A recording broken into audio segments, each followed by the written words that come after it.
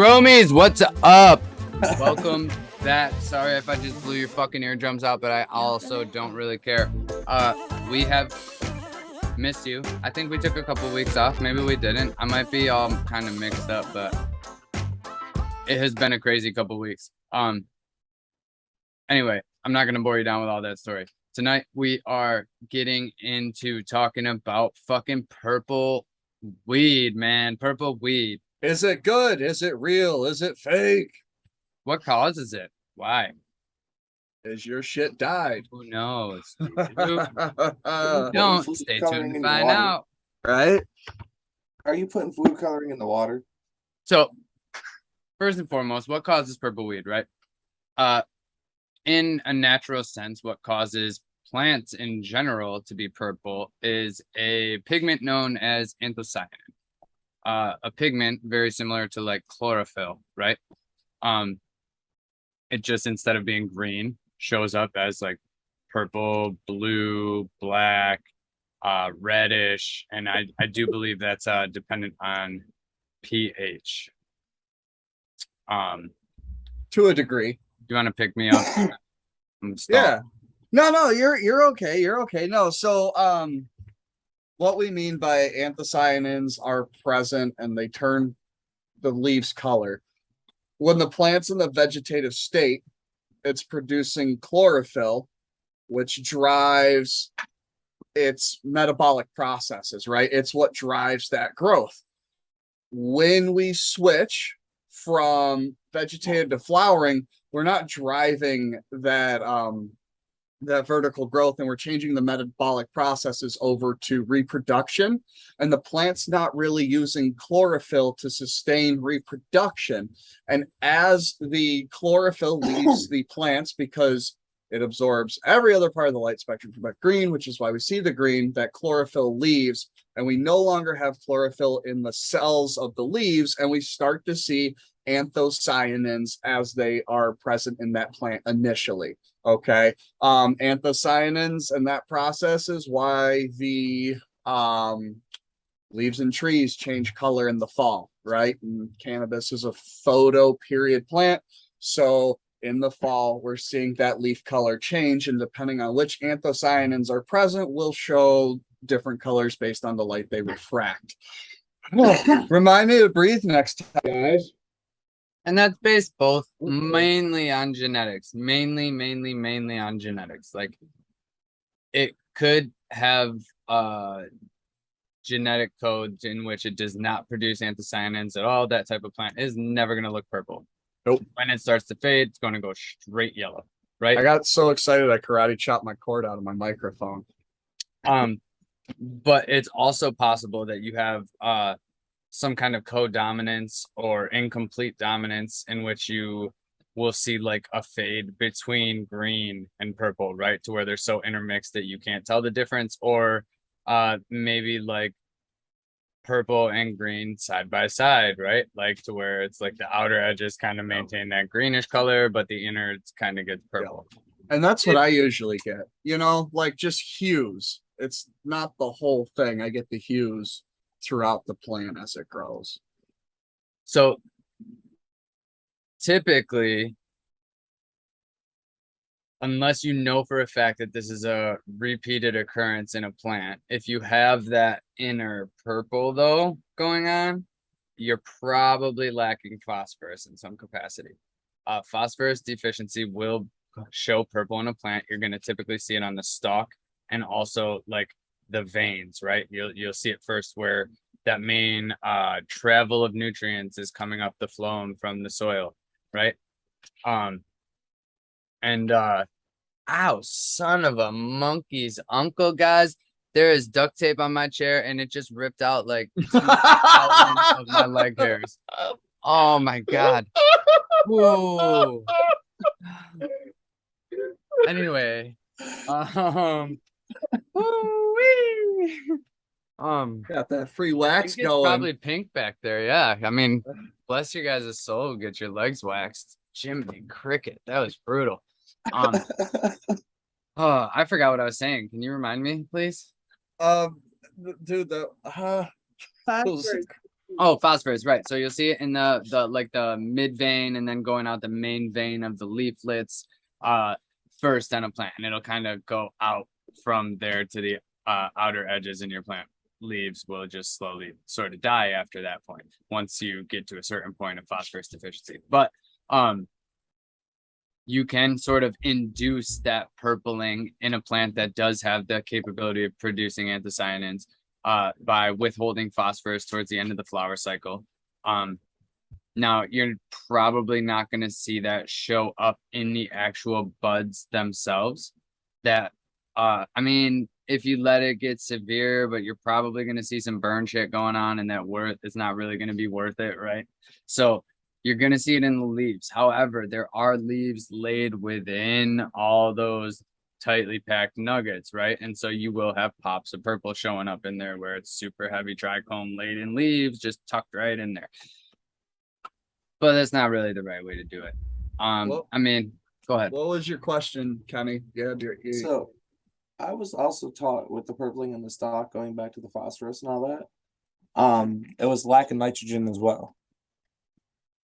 lack of nitrogen usually causes yellowing of the leaves from the bottom to the top because it's a mobile nutrient.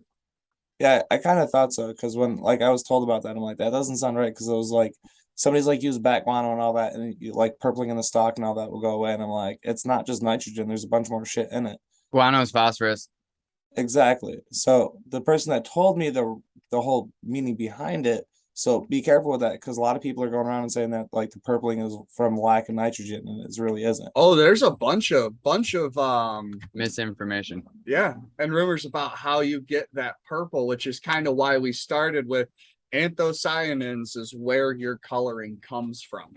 In nature. In nature, and there are minor things you can do to Provoke increase their presence, but you're not going to turn a plant that doesn't have anthocyanins in it purple. It's not going to happen, no matter what kind of well wishing you do.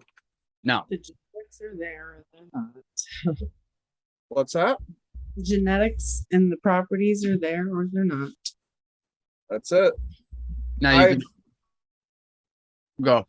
Oh, I have heard that if you're capable of decreasing the overall temperature of your tent, it will also make the anthocyanins more present as it's closer to those natural fall patterns.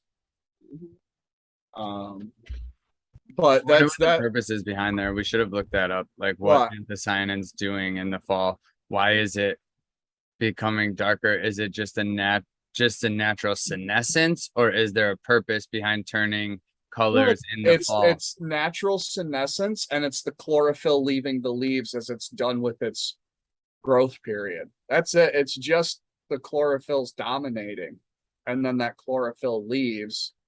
Right, but it's fairly consistent across plants.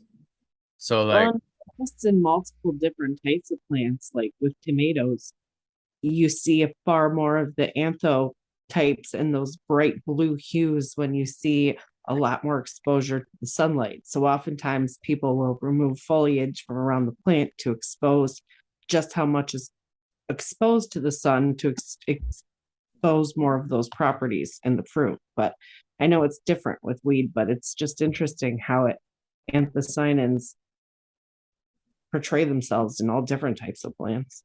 Yeah, I wish I would have looked up what their actual function is. Like I know they're a fucking pigment, and they do perform some level of photosynthesis, and they also have other interactions within the plant, but I don't remember what those are. So it's something to do with the pH, or as the pH of the environment increases, the erythrocin molecules become deprotonate, where the protons are removed from phenol or pronol groups, and the light absorption of the molecule shifts, and absorbing light in the yellow-orange spectrum, giving it a bluish-purple appearance to the human eye. It's interesting. Because, yeah, you were talking, like, I had to Google that because I'm intrigued too. So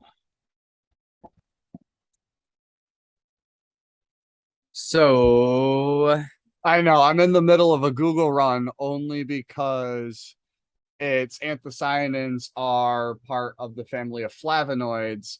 And I think in order to explain the purpose of anthocyanins, you need to know a little bit about flavonoids. And I'm trying to decide if I can kind of spark notes this. Okay. So anthocyanin is just a type of flavonoid. So flavonoids have nothing to do with flavor. Flavonoids have everything to do with pigmentation, plant growth, propagation, protection, things of those nature. And different flavonoids will have different names, and one of those names is anthocyanins, and they're given that name due to those hues. Whew. I didn't F that up too bad. Yeah, I like that. So, well, I just found a little tidbit of information. That scientists who thought that they're actually formed by the leaves to protect them from excessive sunlight and recover nutrients before the falls leave to the ground. I like it. I like it. And I'm not So, against doing research mid-show if it comes up with really cool yeah, stuff because they like said they're this. supposedly not necessarily present in leaves all season, but then they're formed to protect the leaves from excessive sunlight and nutrients before they fall. So, Okay. I'm a little bit against it. We should try to not do that anymore. Check it out while we're doing it. I mean, like, if it's like a, oh fuck, what's that? Like, yeah, I guess that's cool, but like, we should definitely try to just make sure we do a better job of doing the document beforehand. I'm guilty as well. I'm not tossing any shade. Okay. Just sometimes the conversation goes away. I didn't think it would. Oh yeah. We Well, end up no, somewhere. I'm not even Yeah. throwing that towards you, towards anybody. I'm saying all of us should fucking do a little bit of research ahead of time, like we said before, and then we'll fucking probably have most of this already panned out. Like if I would have actually got on an hour ahead of time or 2 hours ahead of time, like I usually try to, wouldn't have been an issue, you know? But like I just didn't get to that. And That's why I know as much as I know about anthocyanins. That's all this I know from today. I just added a little tidbit on our information sheet about coloring too. Okay. Just so we don't add it, like bring it up in mid show this time. So it's interesting that you made a point about flavonoids, but not necessarily flavor. So I'd love to hear your opinion about weed that is an anthocyanin type and what you guys think the flavor is, because there's been some that have been fire and some are just giant letdowns. Same with kind of anthotype anything. because it has nothing to do with that. So tell me. Terpenes. It's all about terpenes. So a flavonoid is not for flavor. Right. So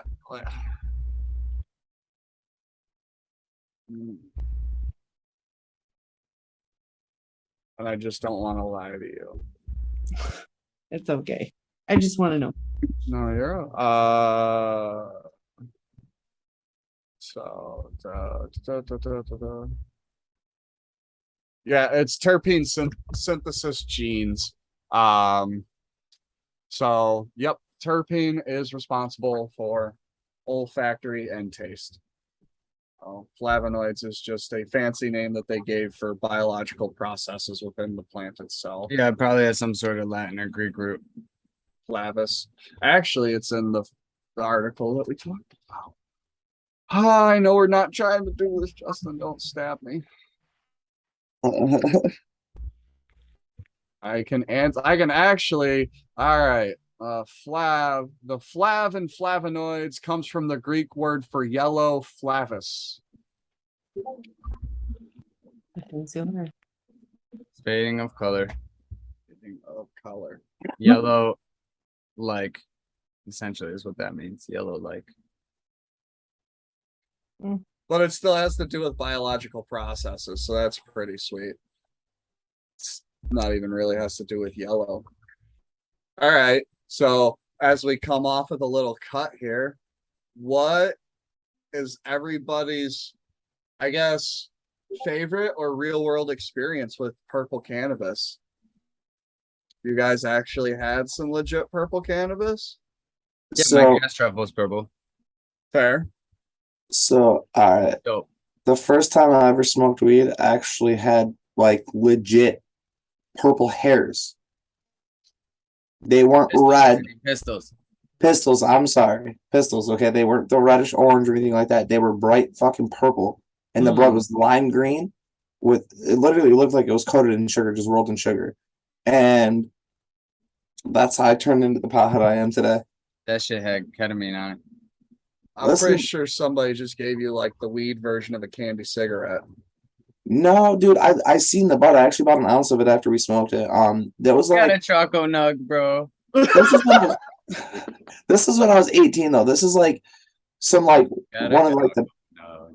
this is like one of the like the best dispensary shits you can get from like California when they first like legit legally opened. And Bro, now this shit tastes like a Star Crunch. I don't know. now obviously Let me plug things them. have changed, but This is. I don't really want to plug them, but I'm gonna plug them because this weed was fucking dank. I don't know why I don't want to plug them. I'm You gonna do cut wanna that plug part 'em. out. I'm gonna plug them because fuck yeah, they never did me wrong. Yo, Sorry. Justin, who's the Dank weed. plug? In Cali, I went to Stizzy, kind of a big brand, and this white raspberry, this shit right here, I don't even share it with Kelly. Damn. damn. I'm just kidding. That's But cold. for emphasis, that's cold. how good it is. Wow. Understood. Wow. All right. White raspberry. If you're out in Cali, getting down with the Chromie gang. Go I check ain't out. mad at it. Actually, if you're out in Cali, just go check out everything, man. It is fucking beautiful, but I'm not gonna go down that road. That's fair. That was a Justin tangent in the making. That You was know, because I've had your gas truffle, but I've grown some stuff that had, purple hues to it, but nothing that's just an actual true purple. I've never done it. But I did, however, get lost on the way to a party once and listen to Blueberry Yum Yum on repeat. And I think that kind of counts because I was stoned as fuck for it. You gotta actually bring up Ludacris. Here I am trying to not go on a Cali tangent. actually talking. Oh, this is not going to help either. But talking about As long as it loops around the purple bud, we're good. no, thinking about it honestly, I just got it at the 710 event. It was Purple Sober Junkies Purple Junkie. Dude, you break that open and it literally like you cut it in half and it's just like dark purple. That's nice. Thinking about it, honestly, thinking about it. Anything that comes out of fucking anything that comes out of the shaman dispensary is pretty good usually. I mean, every now and then they do have their economical bud that's like, yeah, that might be good blunt weed, but typically anything coming off that shelf is fire. Like it. I was really excited about throwing that blueberry muffin before it got destroyed. I'd smoked some of it from the person that I got the clones from, and I really enjoyed it a lot. So I was really bummed when it didn't get to finish, but I did see the finished product and I was really impressed. The hues of the purple in it were really nice. The smoke was really good. I've grown Granddaddy Purple a few times. It's kind of like one of the OG original antho types, and it does get pretty nicely purple, especially with some cold at the end. But I don't know. I've just never been blown away by it. I don't know, man. I was holding on to some Granddaddy Purple, not that I grew, but a couple shit, maybe even almost a year ago now. But that shit was gas. It was fire. It was frosty. I mean, good purple weed should be like very light purple because it should be covered in white. Oh, Yes. Yo, I might be able to get a cut of Granddaddy Purple. I don't want it. Okay. God damn, you're talking about so high, but I'm like, damn, I'll just help you out, get you one. But okay. Yeah, whoever grew that one did a great job. I'm not interested in entertaining that idea right now. No, you're good, dude. Real quick, while we're on the backside, last episode we cut some clones off and put them in a Root Riot cube. And this is one of the 3 that was kept because 3 of them threw roots. If you go on the Grow Me Gang Facebook page, there's a picture of the roots that were thrown. Took about 10 days to get roots half the size of what Justin can get in his aeroponic cloner. And then they got put in dirt about 3-4 days ago, and we'll just kind of keep an eye on these little Durban poison babies and see what they do. Little babies. Little babies. Poison, however. I'm gonna grow these dirty, by the way. I'm gonna Durban poison, however, next time you decide to take that idea, I will take one of those, please. Thank you. You're welcome. I remembered. That's why I'm keeping it alive, because we were busy and I knew I wouldn't get it to you. There's a reason for everything. We had talked about that when I had opened those seeds up, and you're like, I want Durban poison, and then I got the 2, and then we did.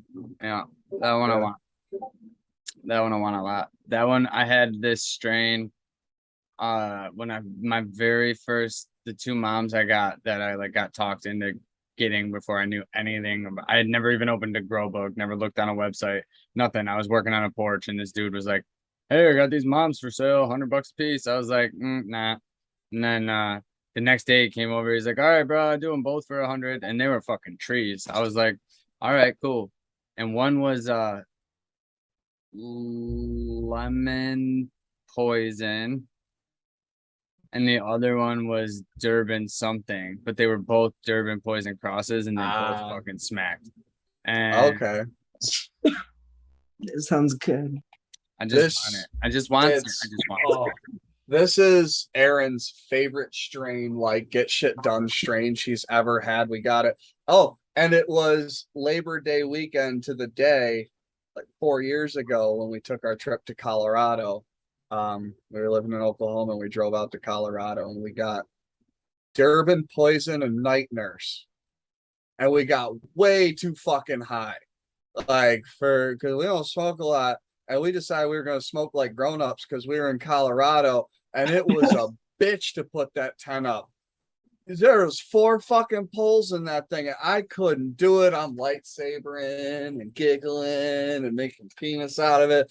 It was, dude. You're making a penis out of it? Yeah. Devin, you sit there and say, I wish that I could get that high. That I was just like, okay. It oh my God, to let me run around with my dick first. in the pole. You got to be a little bit of an idiot first. And did you just put your hands up like, yeah, I do that shit too? I saw the because I don't have one. Listen, so Devin, you sit there and say smoke like adults, but then you act like children. I love it.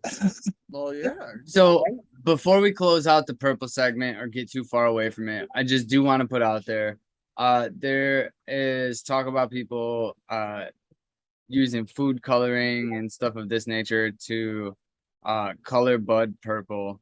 So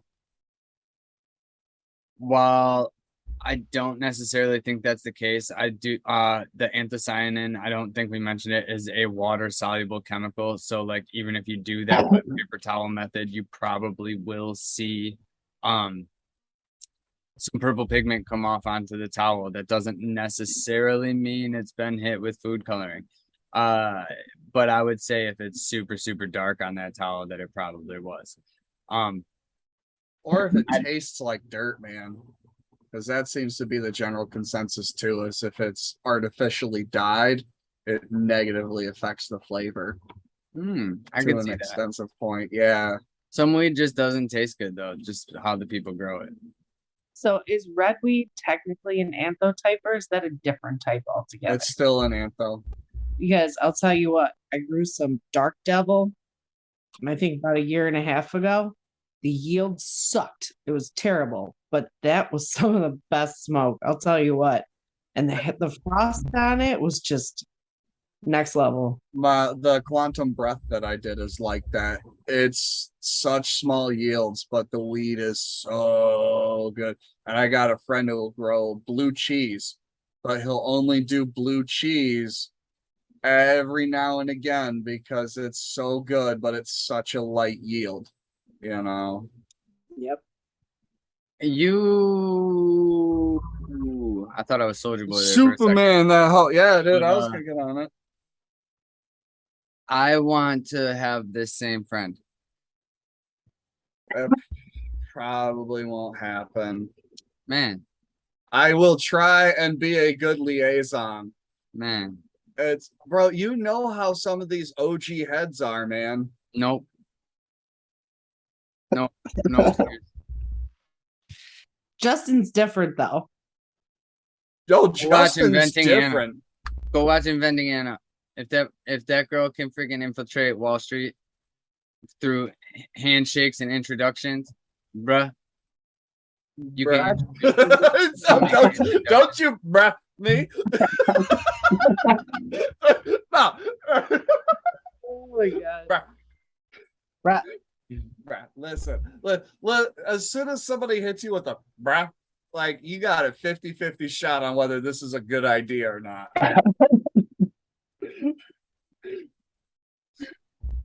I have a 20 Oh, daughter. They say that every other word. How old? 21.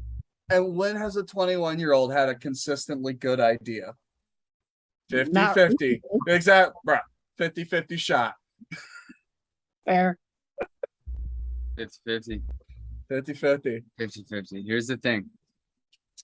I don't really need to be friends with that friend, but I would like to be friends with his blue cheese. Mm-hmm. I'm picking up what you're putting down. I can get some cuts. I'll ask him next time he plans on doing the run, and I'll ask him for some cuts and And make then it happen. cuts from you. Mm-hmm. This is exactly how it's gonna happen. I haven't cleaned the basement enough to have cuts like Justin Scott cuts. I'm not really doing them like that anymore. Season's over. Fair. Start back up again in January. Get them all big, bulked, and stacked up. Ready for Yeah, the I'm sending outdoor out garden. posters May 1st. Here you go. Who wants to grow a fucking 12-foot plant this year? Oh. December to do whatever I want in the house. So I'm challenge accepted. 12-foot bushes in the house. You should see the one that I got outside. So I gave her some of my seeds to grow out for data for my genetics, and I should take a picture. This pitch is huge. I got one of my taller and lankier ones that I've ever had in the fucking tent right now. It's Oh no, she's right outside on the side of my house. Like, I don't give a fuck. She's like, you can see her when you drive by. I'm trying to figure out what my neighbor, not my neighbor, the neighbor of a family member did. Because his plants are in pots outdoors, but they're way further into flower than they should be, but So they look too large to be auto flowers. You know what I this mean? flower, and it's huge. It's an auto flower that's huge. Then he must have thrown out autos at the right time of year then. Yep. Because I put mine in the dirt way too early. Like way too early in the season. They never took off right. Yeah. Yeah, no, then they must be autos that he timed perfectly right. Because I couldn't go over there. I'm not friends with them. But just seeing what I could see down the way, he's gotta be already halfway, 2/3 through his flower cycle already. He'll be harvesting before October, and I know I'm only on from early signs to now about week 3, week 2, between week 2 and 3 of flower. You'll see how big she is. She's a fucking monster. It's an alien Moonrock Montana Yeti cross. And yeah, that was my pollinator. And I'll tell you what, I am very impressed with the results. That's what I used for all of the different ones that I did last time. And this was the most impressive for results. So it's the one I spent the most effort on to try and replicate. And I'm so glad I did. I like it. So I'm sending Cindy 99 and Gelato onto the Merry Final Death March. And I'm very excited for their end result. We're a while out. a little while out. How about you guys? I've got. I'll be harvesting my Orangeman Crush and my Durban Poison roundabouts the end of October, which is going to perfectly coincide with my outdoor grow, which is going to perfectly coincide with feeding season. So I'm gonna be busy. Oh yeah. I'm gonna be busy. My strawberry kush was only 3 weeks early indoors. It's over 6 foot tall, just absolutely massive. And one of my tent plants that I threw outside is just gonna have some big, dense fucking buds on it. I'm very excited about. Kenny, when are you getting your room back set up, man? Actually, I got a little baby in the backyard, just hanging out doing its thing. She's she's probably like 3 weeks in the bud. Okay. Yeah. Um, Tracks. dude, honestly, like she's on track. She's got some nice, nice colors and all that on top. I'm loving it. Like I wasn't even supposed to have it, so I kind of got it given to me. Said I'm just gonna throw it in the backyard and let nature take its course. I like And it. um, I'm gonna start, getting in the room. I just got back from a family trip. Just got done planning a Vegas trip for November. So now I got to get the financials for, obviously now that everything's taken care of, we're gonna drop the light in there and hopefully do a bigger light system and run something a little bit bigger and better this year. All right, I can dig it. But if not, you know what? I'm still gonna grow something. There you go. You know what I There want to you look go. into for next week, guys? What do you want to look into? I think next week we should look into energy and how it affects your plant. Not in a sense of light, but like Are we talking frequency resonance and like your personal energy, your aura? that and Like we like talking about playing music, music and hugging stuff like them, that. All talking right. to. Plant response to frequencies would really be like the scientific spin on that. Yeah. All right, I'm down. That'll be a fun one. Yeah, and I think it's something that we all would like to dive into too. So like let's really dig in. And I think like moving forward, I don't know. I'm my brain's all over the place right there. So forgive me, people. But coming But up next, frequencies effect on plant growth. fuck yeah. We'll get into the weird, dude. Fucking we should get like some ancient aliens fucking hair going too. It's the frequencies. I don't have any hair. Because let's be real, like just as a teaser, my thoughts. When my life's not going good, you can usually tell in my plants. 100%. Man, So why you gotta do that to me? so I'll tell you right now, next week's gonna be a fun episode because I'll blow your minds. Stay tuned, Gromies. And with that, come get jumped in. We're the fucking Gromy gang and we're here to win. Peace.